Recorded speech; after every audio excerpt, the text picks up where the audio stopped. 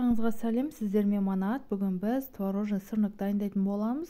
Бізге ең алдымен 400 грамм творогымызға бір жұмыртқа салып, жақсылап араластырып аламыз. Одан соң бізге осылай 2 ас қасық шекерімізді салып, және 30 грамм манный круппамызды қосып, және 1 ас қасық жүгері крахмалын қосып, тағы да жақсылап араластыратын боламыз. Менің YouTube каналыма тіркеліп, қоңырауша белгісін басуды ұмытпаңыз.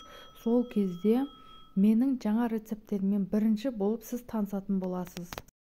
Енді осы қоспаларымыздың барлығын жақсылап араластырып, жарты сағатқа тындырып қойып қоятын боламыз. Бетін жауып, өйткені ішіндегі манный круппамыз өзі ісініп, қалыпқа ену қажет.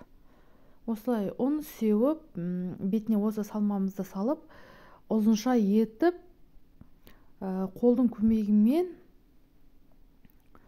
жайып аламыз. Осылай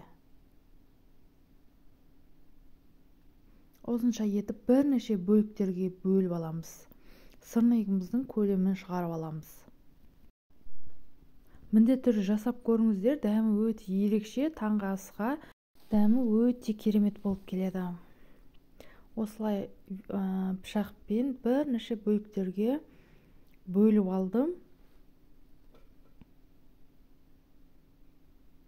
Адам санына қарай сіздерде ұлғайтып, мөлшерін немесе аздау етіп жасасаңыздар болады.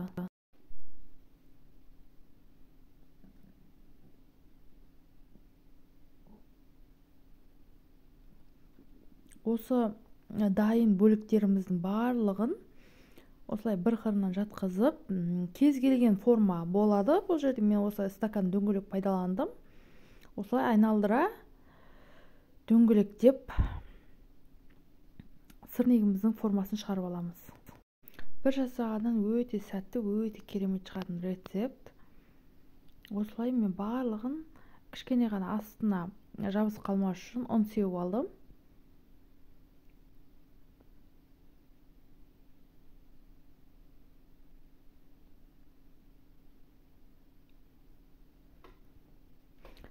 Міне өте оңай және тез қалыпқа келеді. Жұмсақтау өйткені.